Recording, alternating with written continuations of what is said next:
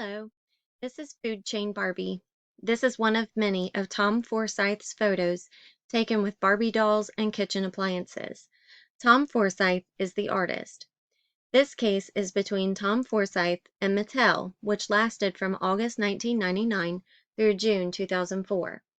Mattel filed claims of copyright, trademark, and trade dress infringement. They also wanted to subpoena a museum that displayed this and other Forsyth pieces. In this case, um, the nakedness of the Barbies was not addressed in any detail, um, but since the art is represented in a non-sexualized manner, that means it is constitutionally protected expression. But Forsyth, during the whole process, he was granted summary judgment, ruling that his use of copyright was fair use. The courts dismissed all of Mattel's claims in 2001, and in 2004, Mattel appealed.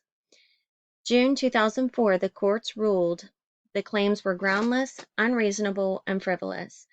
Forsyth was granted $1,825,886 for attorney fees and costs. I agree with this ruling.